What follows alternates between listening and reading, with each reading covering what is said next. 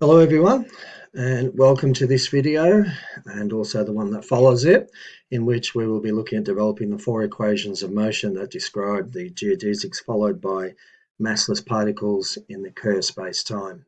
So this is the first of a two-part series in which we will, two-parter, in which we'll look at how massless particles move around a spinning black hole. So let's start. All right. Now, can I perhaps move that up there? Maybe over there. All right, so we have our spinning black hole. We have our merry looking chap of photon here. And this is his or her world line. Okay, now, and we parameterize that path in terms of the affine parameter lambda. Affine as in lambda could be replaced with a constant times lambda plus or minus another constant. And so different combinations of it involving constants. X dot will be dx mu d lambda. The 4 velocity dx mu d lambda, or just x dot, is each of these coordinates. Dot. Now, Boyer-Lindquist coordinates. Now, notice that at any point on the world line here, at any point, these 4 vectors, the momentum, the 4 momentum, and the 4 velocity, live in that particular vector space. And each point has its own unique vector space, totally different, totally separate. The 4 momentum and the 4 velocity are parallel to each other. Okay, and this being a null curve is determined by the fact that the vectors tangent to it are null vectors. So the magnitude of the 4 velocity is this, which is 0, and the magnitude of the 4 momentum is also 0. These are null vectors. And null vectors are tangent to a null curve, so that defines that as a null curve.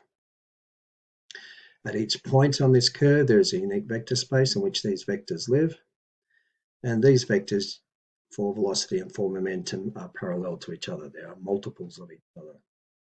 All right. So photons travel on null curves whose tangent vectors are null vectors. At each point, the 4 velocity and 4 momentum vectors are parallel to each other, so we can rescale one to get the other. And remember from the previous video on the energy parameter, at each point there is a unique vector space in which these vectors live. Now, next one, Minkowski vector space, I should say. Okay, next one. Okay, so, oops, I should hide that. We tend to think of momentum for massless particles in the form here when we're dealing with particles with mass, at this form here. Still applicable for massless particles, but we can also use the null 4-wave vector, and that gives us the 4 momentum. That's h bar k, the 4-wave null vector. The components of the 4 momentum vector are p mu is h bar k mu, h bar omega, the angular frequency on C, and then these 3 components, the 3-wave vector in the spatial part. So we have h bar omega on C, that's the same as taking the omega and C factor outside there. We have a 1 here, and then we have this normal vector. And this is a vector normal to the wavefront, if you like, with a photon, perpendicular to its direction of travel. N hat here. Now, that helps us because we can then show that the 4-wave vector is in fact null, so contracting it with the metric, k mu, omega on C squared, minus 1 squared plus mod n hat squared is 0, showing that it is in fact a null vector.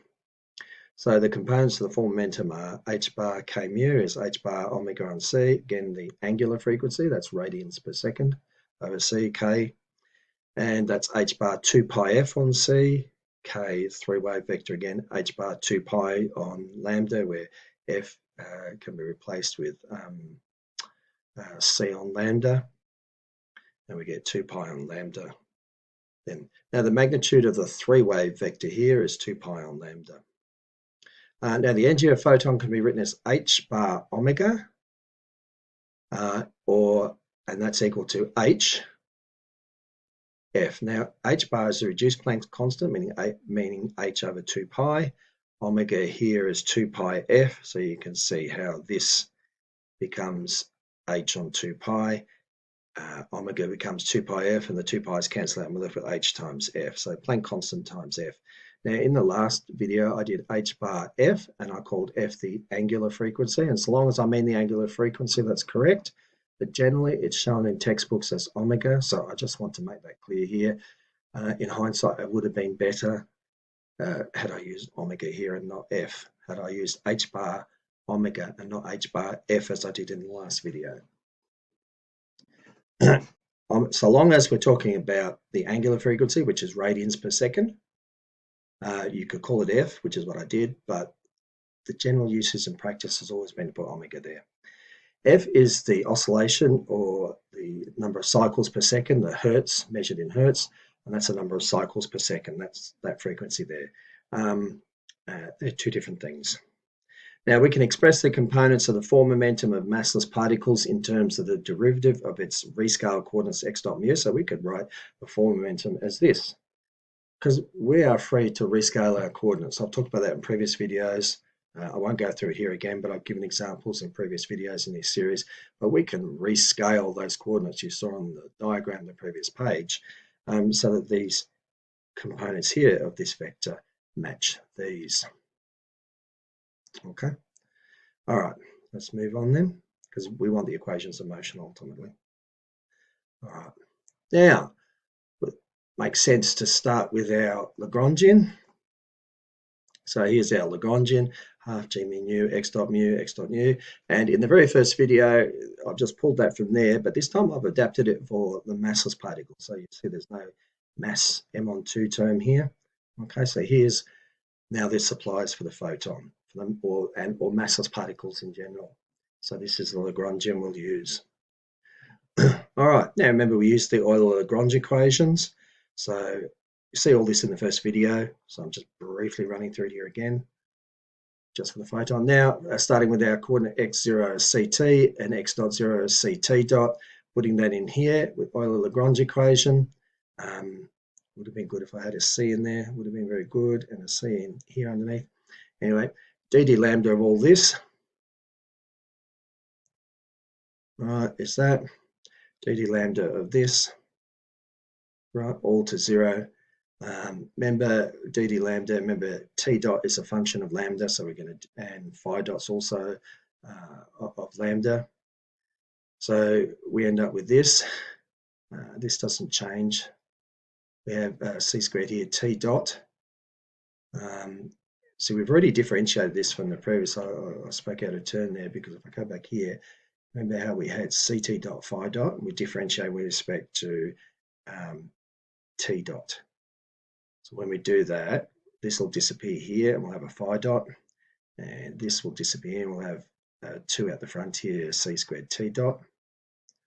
All right, now we come down here, and this, there's a first integral here immediately. You can see it just anti-differentiates straight away, and we have a constant, and we set that equal to minus E, which is the energy. Might be an idea to hide that.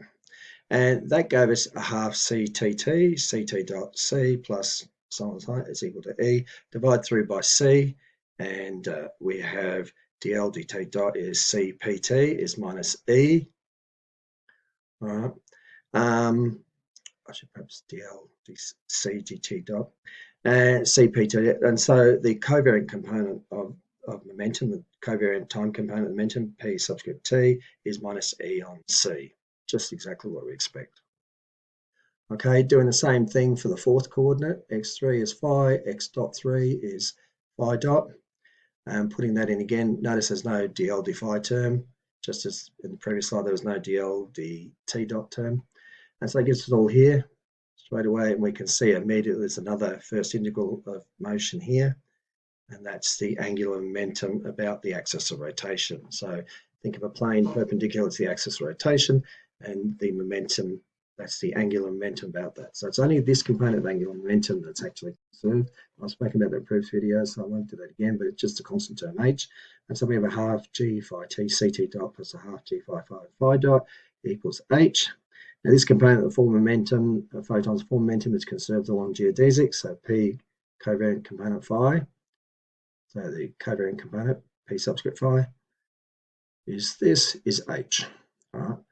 Now, so that told us that these constants of motion of a free particle in summary are dd lambda dl dx dot mu equals 0 implies that dl dx dot mu is p mu, which is a constant.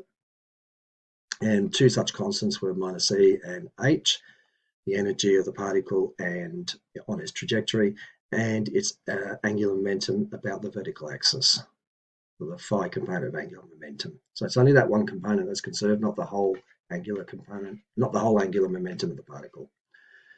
Okay, so we express p mu using the metric and the contravariant coordinates, g mu nu x dot mu, and x dot mu is the inverse metric g mu nu of p subscript nu.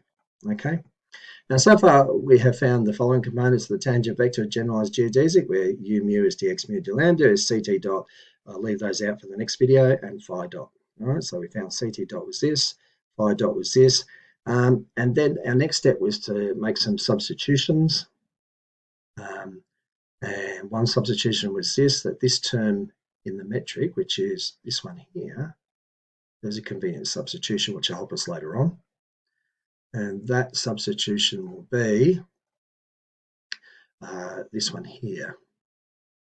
Okay, so let's check that that actually works. So we can expand that out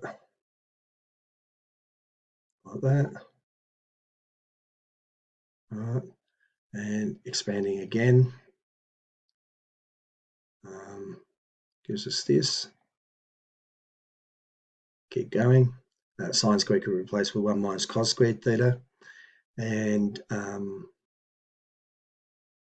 here I just a squared sine squared theta multiplied the first two terms here. That's how we end up with this. And then we have just a squared sine squared on the end here. Okay, so let's corral those together and take out a common factor of a squared plus r squared here. Okay, keep going with that. And then sine squared can be replaced by 1 minus cos squared theta from the identity, trig identity. Okay, next step down, this. Okay, expanding that out. The a squared here and the minus a squared are going to cancel. And that's wonderful. That'll help us. As you'll see in the next line, we end up with this out here, the factor out front. Then we're left with here r squared plus a squared cos squared theta is this object here. And of course, we recognize that as being rho squared. All right, so put that in. One on rho is rho squared here. That's, we recognize rho squared. Then we have this. And then 1 on rho squared multiplied through gives us this object plus that, which is exactly what we started with. Okay, so this term here can be replaced with this term. All right, next one. We have some other substitution. This one is a handy relation, this one, or in this form, multiplied through by minus 1. Okay, and this is the one that we use. There should be a, okay, I've done it without the a here. All right, so there's just different representations here. But anyway, that helps us. With this one, we can write this as in this form here. Again, rho squared is this object here minus that. Multiplying by c squared, we have this, making use cos squared theta replaced by 1 minus sine squared theta minus that. We can do this here plus r squared, okay, minus this object here. Okay, and when we do that, this we recognize as the delta term. So this whole inside the parentheses here becomes delta. So we have c squared delta minus that. So delta minus this over rho squared. So terms like this can be replaced with this, and that's going to be helpful, as you'll see shortly. All right, next one. Maybe I'll fit up there. I do. All right, so let's start with the first result. CT dash was minus 2 on C delta. All in here, we know we can replace that. We know we can do something with this. Okay, well, let's expand here. The 2 over here to give us a 4. The minus the C delta here, put all that in that form there. This we know can replace with this. We saw in the previous slide, the 1 on rho squared's out here. Remember, this can be replaced with this, the substitution we saw earlier. So it gives us multiplying, expanding that out, we get this. You're wondering where I'm going, but in the end, these will shape the final form of the equation. So we end up with at the end of this video and the end of the second video. We get this. When we do that, we 2 on c rho squared, this outside, factor of delta out here, and we can take this bit here into these brackets here, along with this term. Where is it? Got that one, and I think we've got this one. All right. No, we haven't. We've got another one in here, isn't it? Yeah, it's here, sorry. This one here, because we can take our factor of 2 and the c rho squared. Okay, so that term comes from here, and this term comes from here, and then these two terms left over go in here. All right, and so we can write this, we can take out multiply both sides by rho squared here, and so we can have rho squared ct dot is all of this right here. So that's our first result. There's our first, for the first coordinate, that's the equation relating r and theta to t dot. Because remember, to specify the equation of motion, we need r, t, theta, and phi. All right. So this is t dot in terms of r and theta. All right, let's have a look at phi dot, the last coordinate, and then the next video we'll do r dot and theta dot. So we've got this object here. We know we can replace that with something, and we can do the same up here. So we end up with this object here.